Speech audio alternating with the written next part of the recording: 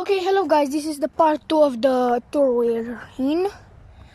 This is the tour of the distillery and the Slane Castle. You see here, on the left is the castle, on the right is the distillery. I'm just walking in the distillery. It's a whiskey distillery.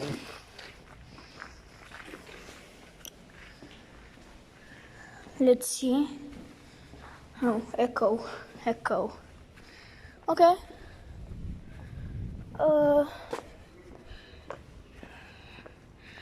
Distillery tours and information, I guess. Yeah, it says welcome. Oh, pretty cool horse. Okay. And yours are US dollars? Yes. Now we're signing in for the tour, I guess.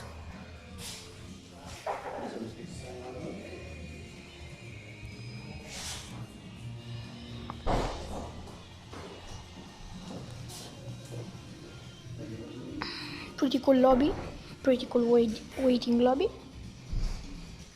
Another picture of a horse. That's the horse I shown you before. Some couches. Let's test the comfort of the couches. Pretty good. It's pretty good. Some cushions.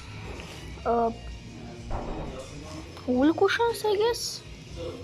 Yeah, wool cushions.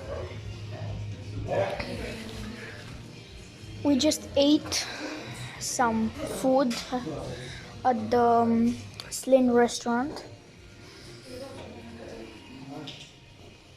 It is pretty good. Pretty good food.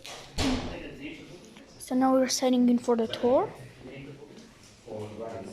Just your name? That's all.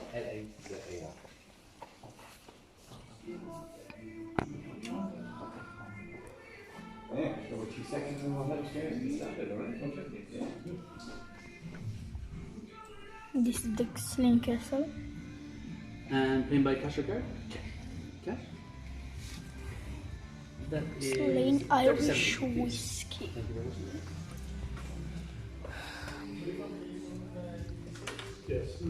much. Some bottles.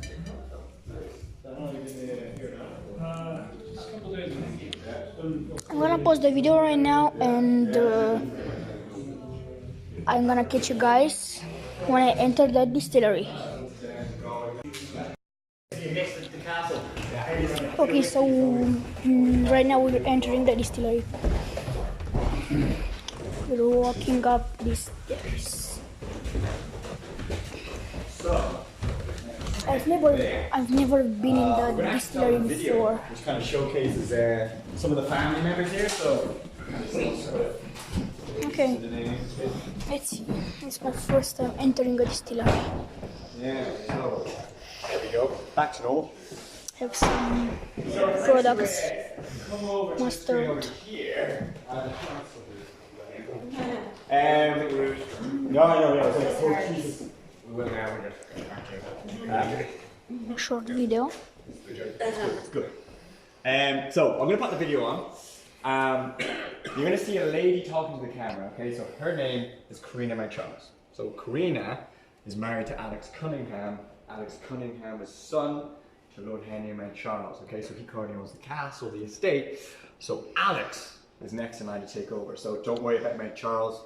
It's just a title. Henry has like 16 of them. Cunningham, that's the most important name. And actually one of the original buildings that Cunningham had, where these tweed jackets are made, was up in Donegal. So, How was that?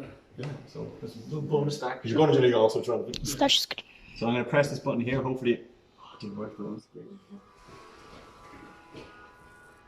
has always been a nation of culture and crack, but nowadays our food, drink and music exports have become our calling card. So, that's one of our barley fields there. Stand butchers and delis are popping up on every corner. Craft breweries and distilleries breathe life back into dormant villages, and music festivals hit a high note. And nowhere is this more obvious than right here in Slane, County Meath. Owing to the beautiful farmland across the Boyne Valley, new restaurants, pubs and organic food producers are thriving. Add to that the rebirth of the Irish whisky industry, along with an excellent live music pedigree, and and yet a shining example of an emergent island. Of course, Slane's star wasn't always burning so bright. Like many villages during the last decade, Slane village suffered an economic recession. But thanks to unfailing community spirit, the flames of revival and the establishment So of that's Alex Cunningham there. the village is back on And then you can see the pastos going in, so it's a continues big to be a job. vibrant place to live and work with plenty of local creativity and a lot of pride. Like Rock Farm Slane, an ecotourism provider specialising in walking and bike tours of the Slane Castle Estate and the wider Boyne Valley, Rock Farm is part of a 90-acre organic farm based right here on the estate. The farm, which I also run, is a founding member of the Slane Food Circle, a group which we set up locally to bring quality farmers and producers together. But what makes this series really special is the people who work together to tell incredible food stories.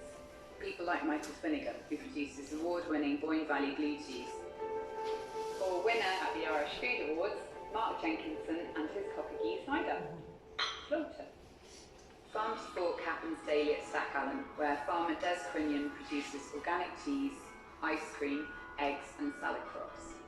Newgrange Gold rapeseed and camelina oil is grown and made in the heart of the Boyne Valley. The relationship between food and nature is also important to John McDonnell, who practices both organic and biodynamic farming at Shalvanstown. But it's not just Slane's food and drink pedigree that's leading the way. The town also has a booming live music scene. From weekly events such as the Wednesday Gang playing in Boyles to one-off gigs, Slane's local pubs regularly host plenty of emerging talent. Slane Castle is also home to one of the biggest rock events in the music calendar. Over the years, And that's Henry Ray Charles there. famous artists has done its part to inspire this local movement. The future certainly looks bright, with Slane poised to become a leader in Ireland's food and drink movement, led by the world-class whisky produced at the Slane Distillery.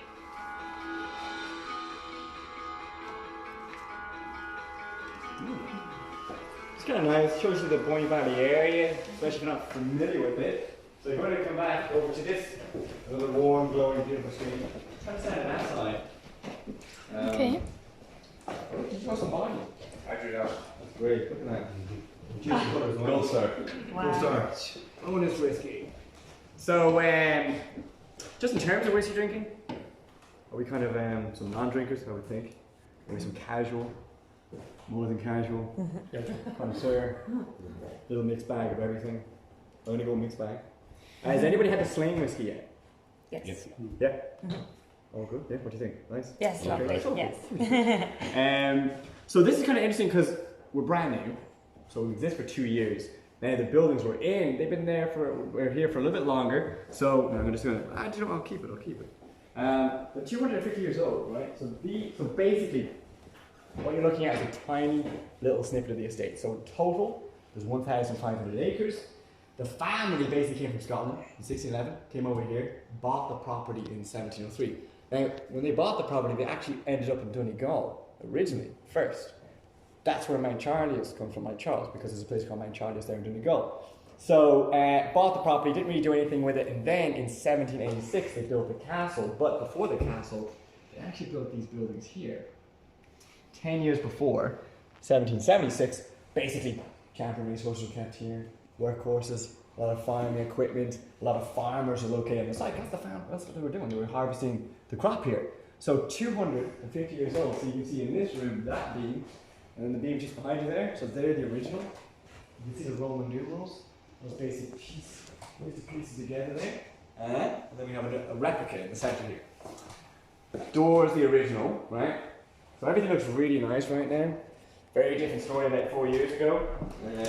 Wasn't in great shape. If I put this in the corner, that water may go over the screen, and that would be very costly. So I'm going to lift this up here. Can you kind of see that? That was what it was like 4 years ago. Here we go. Wow. Thank you. That's where we are right now. So big dirty hole in the roof. Not ideal, alright? Beams are coming down. So you kind of see the metal strap basically came down, so they had to fix them up.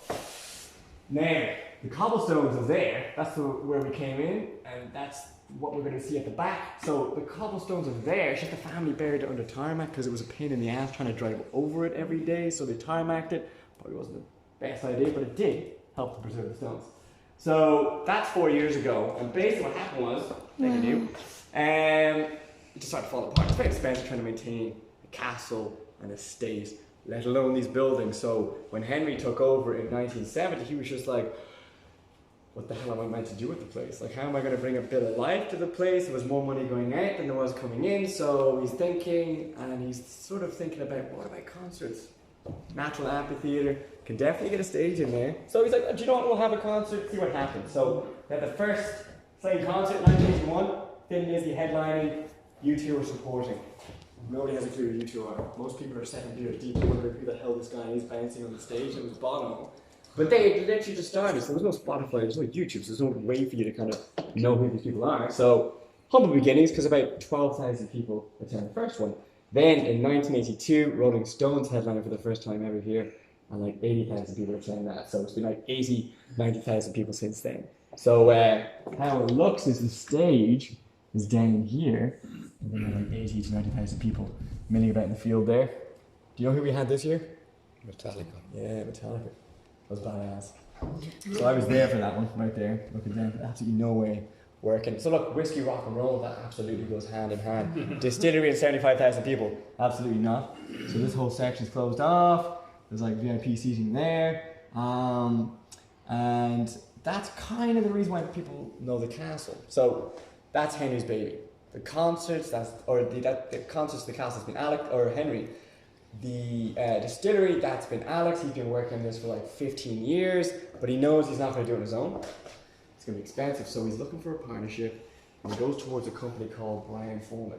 Okay, they own Jack Daniels, so they have Jack Daniels. They got some Scottish whiskies, bourbons, but they didn't have an Irish whiskey, so this was their in. So the Cunninghams are like, oh, come over to our castle, yeah, the castle. And by the way, the building's here. We want to put a distillery in there. What do you think of that? And they were like, oh, that sounds amazing. Here's 55 million, and 10 million was spent on the whiskey alone. So without that, this absolutely would not have happened. So the whole point is going back to whiskey is tradition made or not. Okay? So we are a barley-only distillery. So the spirit that you're going to be seeing when we go over, that's all 100% Irish grown barley, but it's going to be Slane estate grown barley as well, because you can get about 2,000 tons from here, right? Which is about 1 million litres in a year. And the second resource we're going to be using is river wine. So what we need to do is we take that water and we bring it up to this building here. So you see that building there? That is where the alcohol goes. Now the alcohol is about 80 to 90%, it's quite strong. So we can't just put it into the cask like that, it's like acid. So what we need to do is we dilute it with a bit of water. We check the water to make sure it's okay. We don't want anybody growing extra limbs down the line. So we check the water, make sure it's okay, and then we add it in there, bring it to 62%. That's perfect for putting into the cask, right? But at the same time, clean water is then going back into the river. So we can take, and then we give it back. So for example, like 2018, we had a drought. Did not see that coming. So that was you just can't predict that. So what happened was the river was so low, you could actually walk across it. We couldn't access it. It was too warm, it was too low. We can't abuse that. So we had to go to an alternative source. And do you know how we found that? Two things. One, get a construction company, 10 grand a day. So after like 3 days, Alex is like, I haven't really found any water yet. Is this going to take much more time? And he's like, maybe a couple more days. So Alex is like, okay, let's just put a pause on that. I might try something else. So do you know what did work? Water diviner, 100 euros, came down, found water down here underground. So, you know, sometimes the old ways are the best ways. Valuable lesson. So that is a secondary source we'll use if we can't use the river, if it's too low or anything like that. So that kind of goes without saying. It's all about like respecting the ecology around here, respecting the environment. We are a zero waste facility. So everything will be used as an energy, as a feed, or fertilizer, and I'll kind of point that out as we move around. Just in terms of like the Cunningham family, do you have any questions on like the Cunningham family, the estate, or life in general? It's a big question. I'll leave that for the whiskey at the end. So all good so far. Next step we're going to go into the next room here, have a look at the barley. So if you follow me through this door here, we'll have a look at the water. Thank you. I usually leave it behind. Next, we're going to head through here. So we're going to the next room. Do you see the horse down there as well? Yeah. That's that emission. Yeah. So do you know how they made that? You know the metallic rings around a cask? That's the wings. Yeah, just broke those up and use that. Oh. So I'm gonna head through here.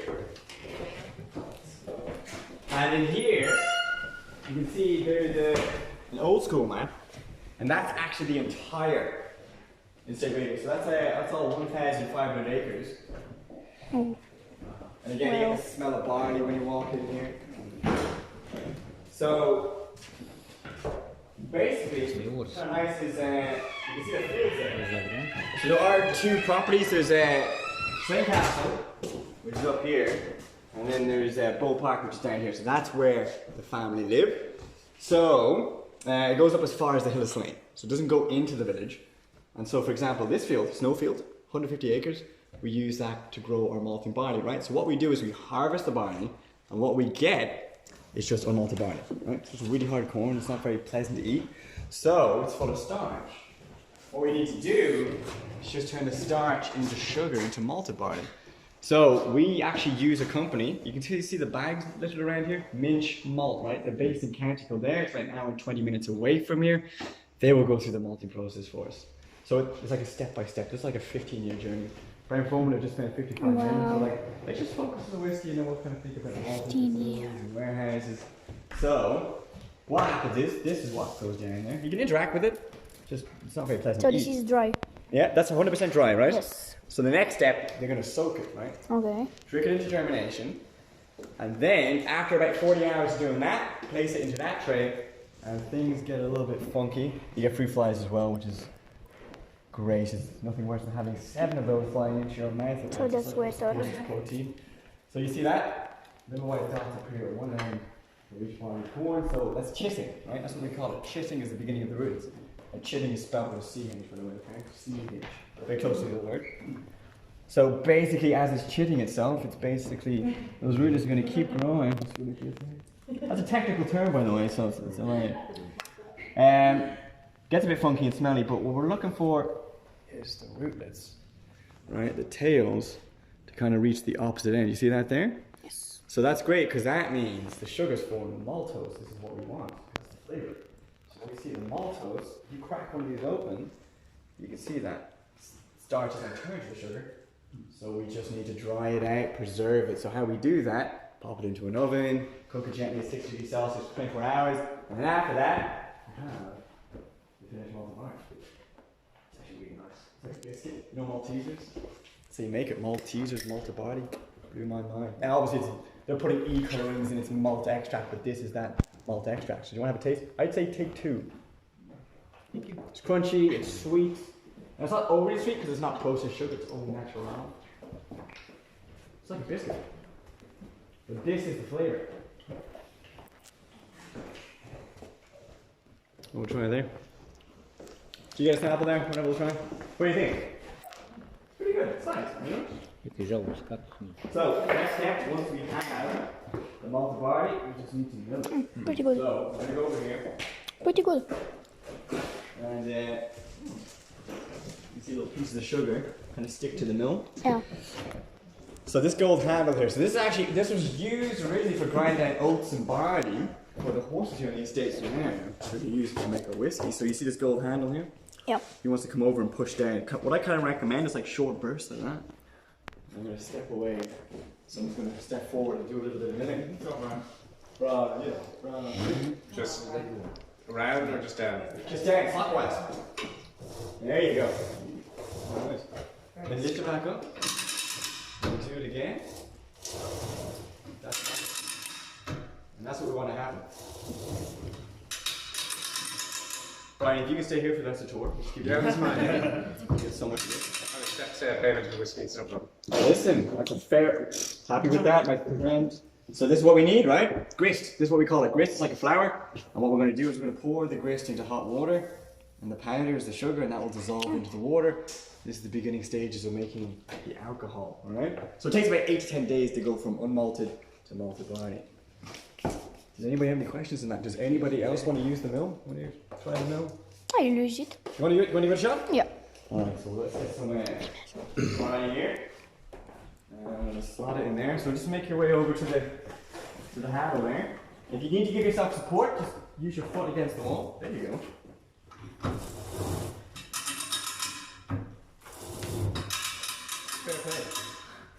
is amazing. We're gonna get so much food today.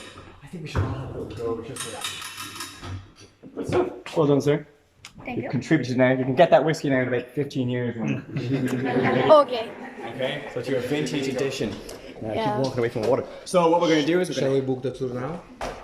don't worry, it's already there's cameras in here. It's going to be noted, so we'll get contact me in 15 years. No worries. Okay. You're like, what the hell is this? So we're going to head to the back here. I have a feeling in 15 years there's going to be an email sent. It's like, hey, remember?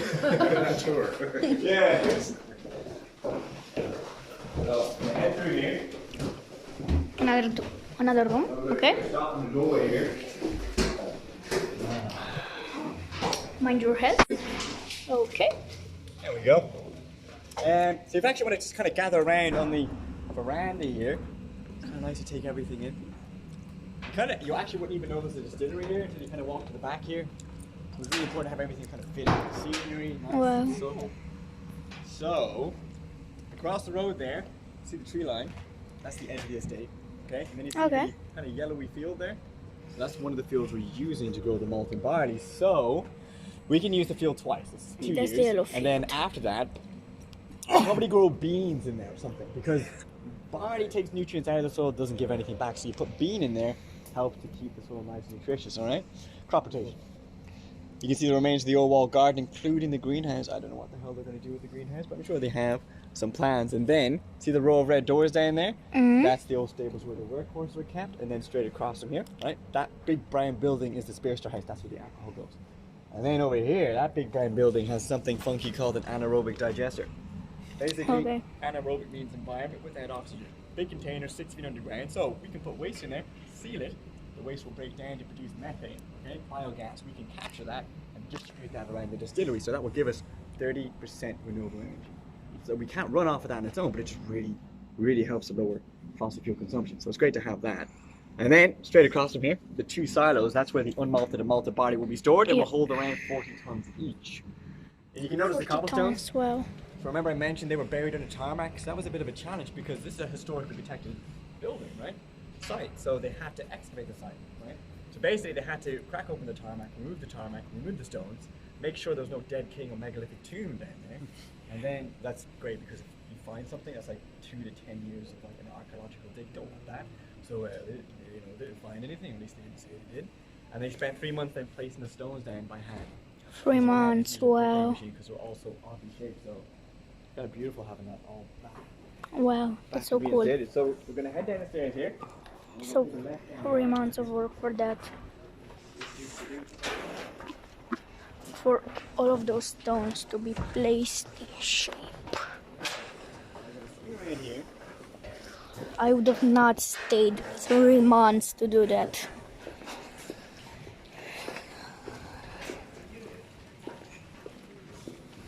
Okay, gift shop. That's the gift shop. Okay, no smoking. Don't smoke. 60 years. So the 3 glass windows you see there, that was actually originally a house. And then they turned the whole second floor into apartments, and Alex was the last person to live in the apartments there. And then Henry's old office was on the right there, the lower right, which is now the lower left. The clock tower has been stuck at 2:30 for the last 50 years. The main reason why, Okay. can you imagine that going off every hour? It's pretty annoying. So 50 years ago, one of the family members just sort of put a stop to that, went up there and destroyed the mechanism, like just destroyed Okay. it. So fair enough. When you come out here, 4 glass windows, that's where the family carriage was stored. So having a carriage was like having a Ferrari. So now it's home to the pot sill. That's what we're currently working on, right? So it gives you an idea how far down it goes. So we'll head in there. We're gonna head into the Hello.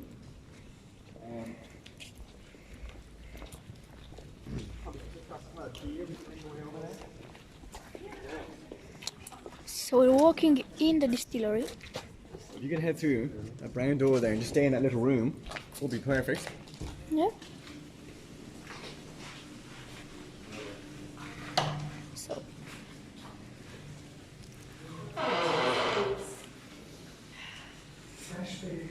That's the distillery process, I think. Yeah, that's the distillery process.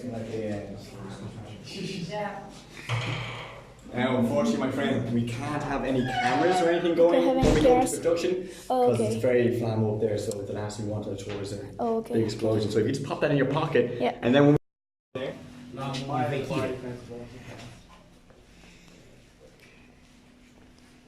So this is where they age the whiskey. I was not allowed to film in the distillery process because there are flammable gases and it could blow up. But we were actually told that this distillery is heating up all the slain castle.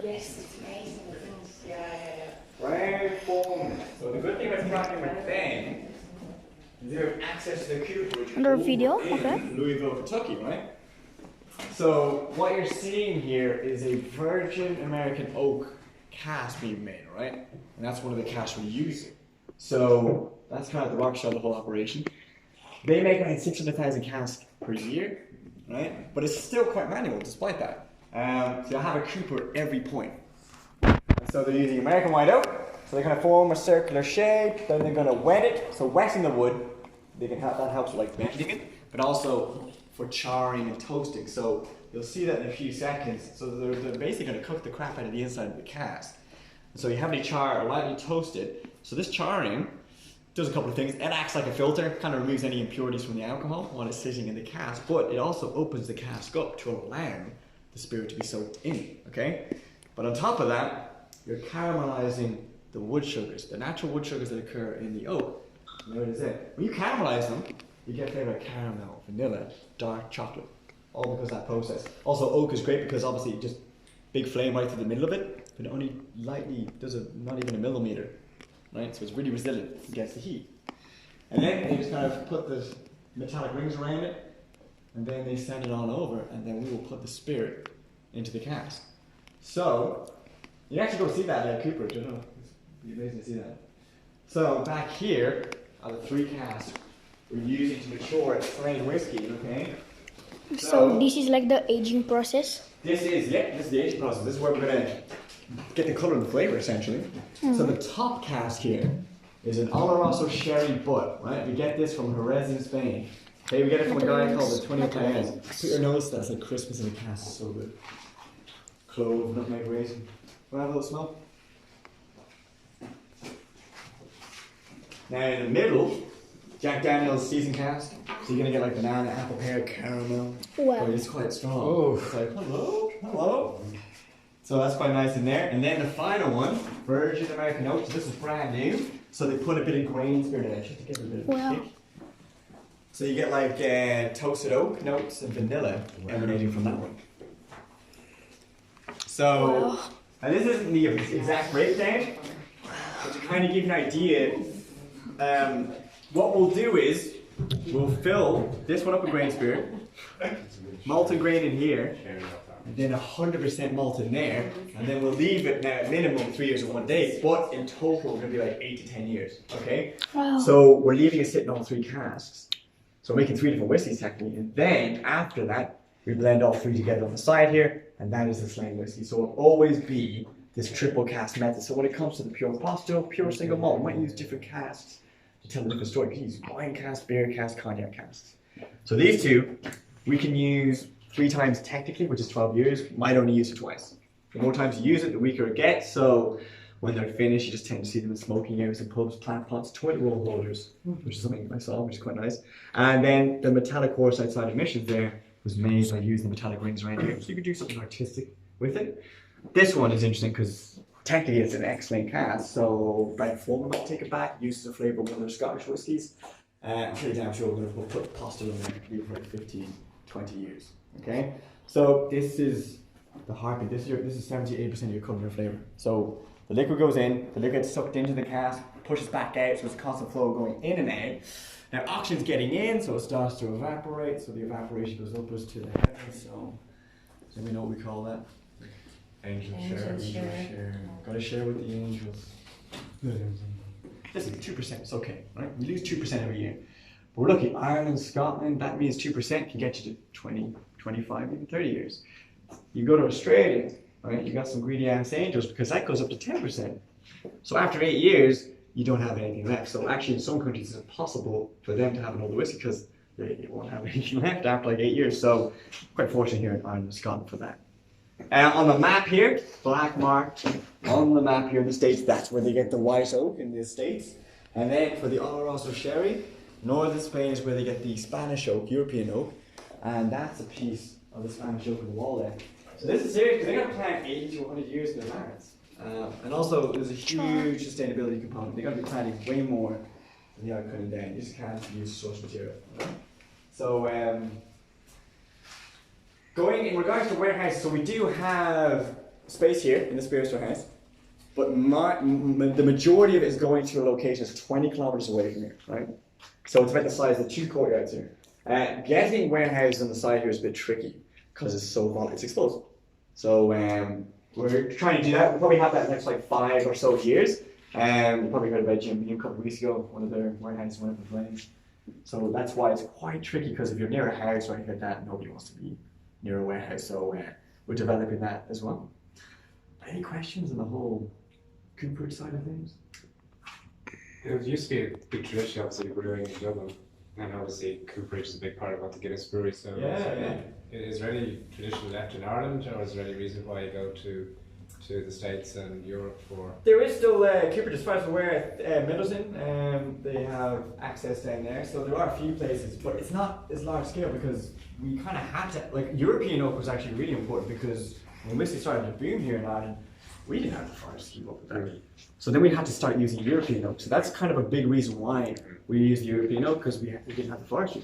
And then because we partnered with Brian Foreman about 4 to 5 years ago, more, it was great because they have their own cooperage, they're making the wood over there, so that's why we used these 3 casks. Now originally, there wasn't a sherry cask involved, it was just a Virgin Jack, but Alex wanted the sherry in there. Because basically his grandfather loved drinking whiskey that was finished in a sherry cask, so it was a kind of a way to remember him by. We wanted to get a sherry in there, so this one was a kind of a nice little personal touch. So that's the big reason why we're utilising these particular 3. But they can always experiment. I think it'd be really interesting to have like a Slane estate, you know, virgin cask or something like that. So, you know, they could experiment down the line. How many of these would you use a year? Huh? How many casks would be? We haven't even, to be honest, I'm not giving any figures whatsoever yet. Like they're still building that picture. It's going to be at least 5 or more years before they start talking about specifics with sales, like cask amounts. Like roughly they want to have 600,000 to 1 million litres produced here every year. So there's a lot of casks. Like we, 25,000 litres of malt going into them. They're like 2 of these are 200 litres. So they're building it. Like there'll be thousands. That we'll be using a lot. Yeah. I think any further discussion we will have over a glass of whiskey inside. So we'll head out the door here and go into the old tasting room. I don't know if you can see it, but it's whiskey here.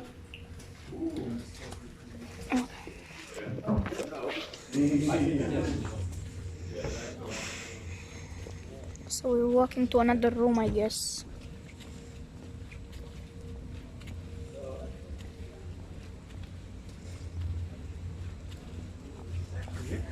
So I'm going to sit at the top of the table. We'll just take a seat where you see a glass of whiskey on either side, or the juice.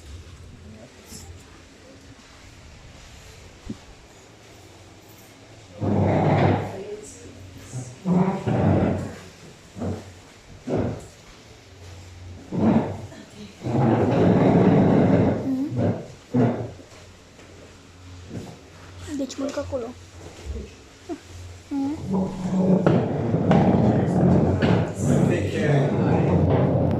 Like the juice for the young man there. Yeah. That's ambitious, but it's yours. You can do the old switcheroo. That one over there. Oh, okay. There you go, son. Thank you. Swap. That's No, you right. take 2. Swap. You take 2. That's fine. Do you want to sit down? So is James, is there a toilet near here? Yeah, I'm going to show you. You want to go through here? Yeah, thanks. So obviously I'm not allowed to taste whiskey. So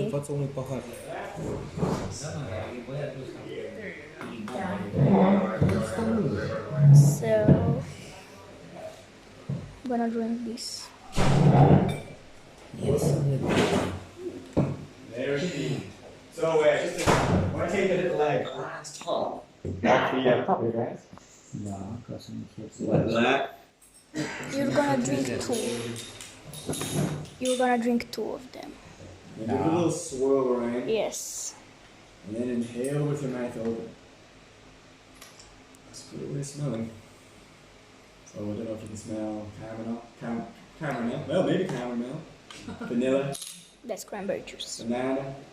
Whiskey in general. There's a lot going on. Did you get the banana? Definitely get the banana. Yeah. Very true. And swirl it around. And you can see like a nice film of residue developing on the inside, and then you start to see what we call the legs or tears, like droplets pouring back into the inside. So that lets you know the body. So what you're seeing here is a thick, slow-moving droplet, which suggests a full-body oily whiskey, and that oil comes from the casks. And the final step, take a sip, and leave it sit in your mouth for like 4 seconds, and then swallow. Sláinte, enjoy. Sláinte. Está en oro por valor. Nam.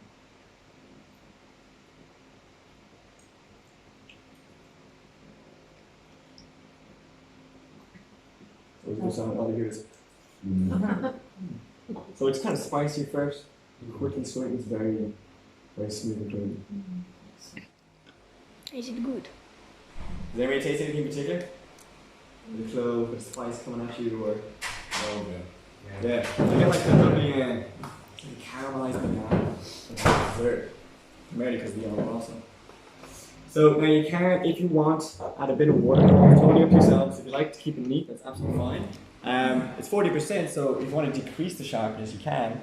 But the water is kind of interesting because it kind of opens it up.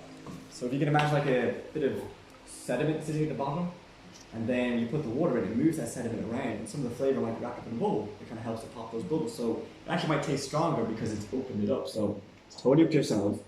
So 3 drops is what they recommend. Want to go for that? Do you want to see what it's like with the 3 drops? And then that. Ding. Come on, don't you dare go in this water. You can add more water if you want. So annoying because I do this for some people and then some. Like I used to just do this and like fill it up and then it would just go like that. I was like, well, damn it. Yeah, well, that was one. Two, three. Oh no! You know what? No, I'm just kidding. It's okay. I was like, that was definitely 1, 2, and 3. Sorry, I'm getting there, finessing it more and more each day. You'll get better every day. No, I'll never get better. I just noticed the difference now. I like it. Yeah, it's kind of water. Huh? I like it, yeah. Yeah, do you prefer it with the water or Yeah, without? with. I think I definitely, I always have like a bit of ice, bit of water. Is it More good? so ice. Now if it's a new whiskey, it's always Is good it to kind good? of have it in the Yeah. Yeah. But then, you know, just see what it's like with a bit, like some whiskeys can be pretty harsh. Yeah. So you kind of need the water. What would you give it on a scale of 1 to 10? Yeah, this is the other thing as well, like I researched the whiskey to start working, so the first is like peach. 8? Yeah. You let your palate adjust and you can kind of pick up a little bit more flavour. Now there is something controversial, right, about the body. It's black. Right, so you can't see the liquid inside. This is on purpose. So there's a couple of things going on. So what they wanted to try and do, so basically when they were excavating the side here, they actually found like a lot of old medicine bottles, all black, because it was really expensive to clear bottles back then. And they were like, that's actually kind of nice because like whiskey was created 800 years ago. Why is it medicine? By monks. So this is medicine. So trying to emulate that, an old vintage medicine bottle. The second thing, the castle. So the square body to it, and then the family coat of arms on the front, and then the back, right? And you can notice at the front and the back, it just mentions the triple cast method. There's no talk of distillation, because that's happening now.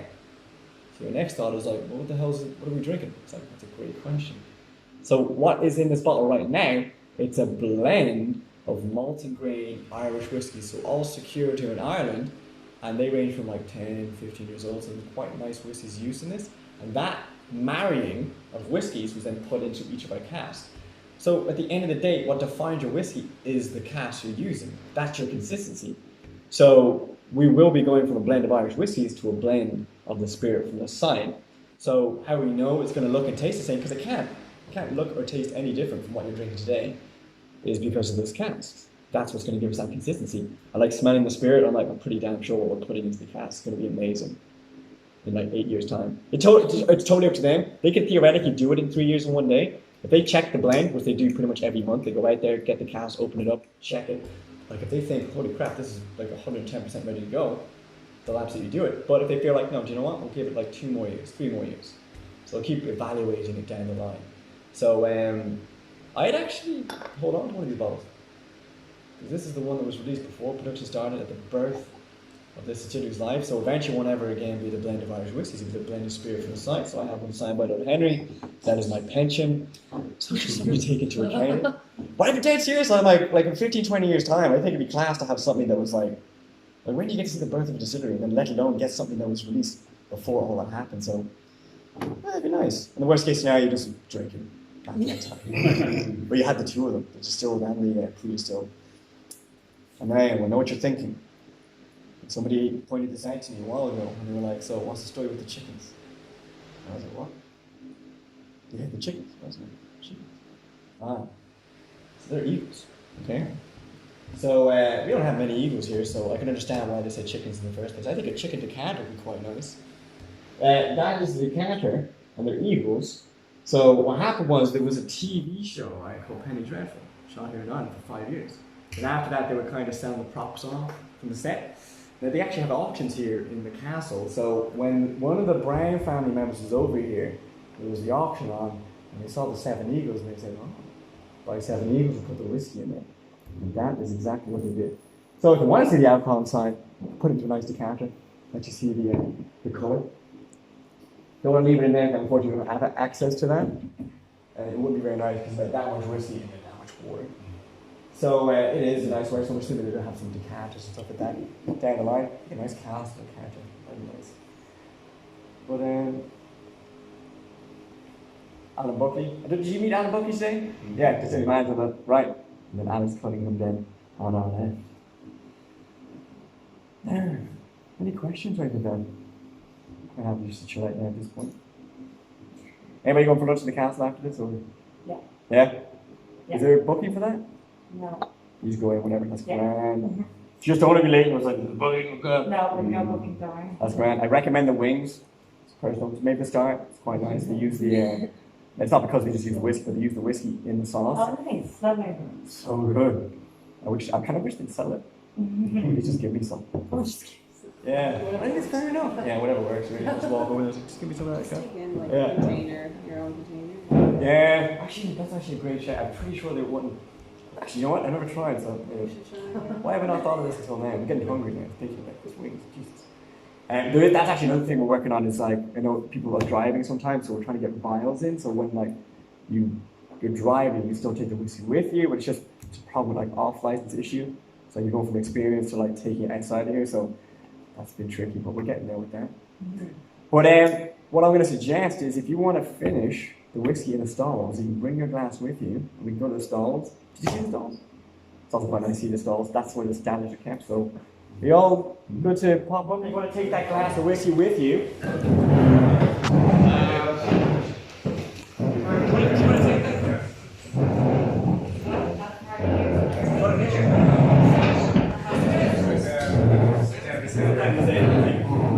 These are the eagles. The 7 eagles or vultures. How would you like to call them? Is there anyone else who take pictures of one around here? Pretend like that's your fresh whiskey. Maybe 2 seconds. That board's quite nice as well. Come on. Nobody's playing. Yeah, we'll come play.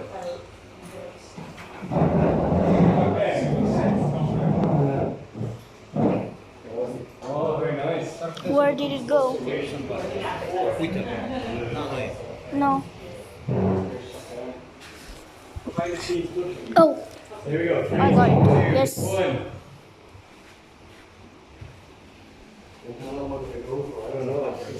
You're looking it up. There's the great selfies.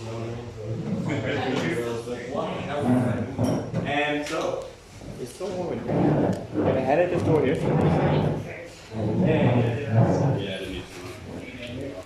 No, I saw that one. Some cheese, so cool. Yeah. That's a problem. Thank you. Thank you.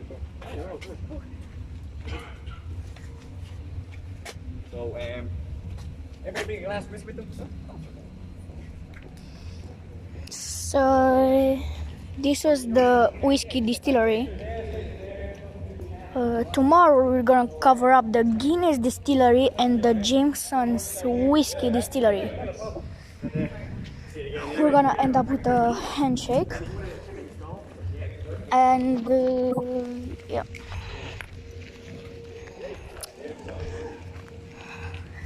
I'm gonna see you guys again very, very soon. Later.